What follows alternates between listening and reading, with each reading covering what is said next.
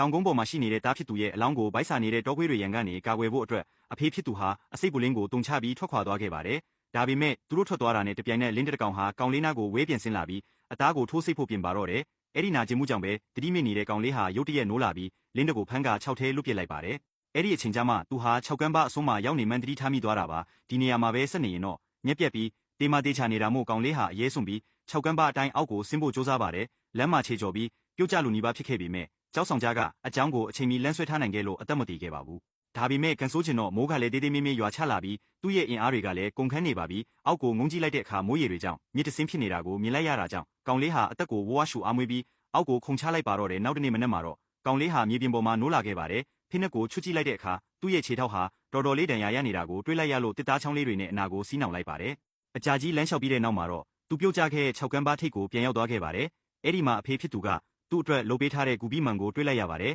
သူ6ထဲပြုတ်ကျသွားတော့ကလူတိုင်းကသူ့သေးပြီလို့ထင်နေကြတာပါအဲ့ဒီအချိန်မှာပဲတောခွေးအုပ်ကြီးဟာသူ့စီကိုအမြင်ပြေးလာနေတာကိုတတိထားမိသွားပါတယ်တစ်ပင်ပေါ်ကိုအမြင်တက်ဖို့စူးစမ်းပေမဲ့တောခွေးတစ်ကောင်ကသူ့ခြေထောက်ကိုကိုက်ဆွဲထားလိုက်ပါတယ်ကောင်လေးဟာဓာတ်ကိုထုတ်ပြီးတောခွေးရဲ့နှလုံးသားကိုထိုးဆိုင်ကယုံထွက်နိုင်ခဲ့ပြီမဲ့တစ်ပင်အောက်ကတောခွေးတွေကတော့မပြန်ဘဲဝိုင်းနေကြတော့မှပဲညရောက်တဲ့အထိလက်တာအောက်မှာတောခွေးတွေရဲ့ဥတန်တွေကပြန့်လွင့်နေခဲ့ပါတယ်ကံကောင်းစွာနဲ့ပဲနောက်တနေ့မှာတော့တောခွေးအုပ်ကြီးဟာထွက်သွားကြပြီးဒဏ်ရာရနေတဲ့မိခိုးရောင်တောခွေးတစ်ကောင်ပဲကြံရစ်ခဲ့ပါတယ်ကောင်လေးဟာလန်ကိုပြင်ပြီးအဲ့ဒီတောခွေးကိုအပြက်ရှင်းဖို့လုပ်ပေမဲ့တနာဆက်ဖွယ်ဖြစ်နေတဲ့တောခွေးလေးကိုကြည့်ပြီးသူမတက်ရတော့ပါဘူးအဲ့ဒီအစားတောခွေးရဲ့ဘားဆက်ကိုကျိုးနဲ့ချီကူတစ်ခုတည်းကိုခေါ်သွားပြီးသူ့ဘေးမှာပဲတင်ထားလိုက်ပါတယ်မနက်လင်းလို့နိုးလာတဲ့အခါတောခွေးဟာဘားဆက်ကကျိုးကိုဖြေလျော့ထားနိုင်ပြီဖြစ်ပေမဲ့ရဲမမှုခဲ့ပါဘူးကောင်လေးကလည်းရေတစ်ခွက်ကိုအตาအရာတိုက်လိုက်တဲ့အခါတောခွေးဟာကောင်လေးမှာရန်လိုစိတ်မရှိတာကိုသိသွားပြီးရေကိုတောက်ပါတော့တယ်နောက်ပိုင်းမှာတော့ကောင်လေးဟာယုံတကောင်ကိုလိုက်လက်ဖမ်းဆီးနိုင်ခဲ့ပြီးကြောက်ခဲနဲ့ထုတက်လိုက်ပါတယ်ဂူထဲပြန်ရောက်တဲ့အခါတစ်သားချောင်းတွေကိုပုတ်တိုက်ပြီးခက်ခက်ခဲခဲမိမွေးကယုံကင်ကိုစားရပါတော့တယ်ဘေးနားကမိခိုးရောင်တောခွေးလေးကလည်းအသားကိုအရန်စားချင်နေတဲ့ပုံစံပေါက်နေပါတယ်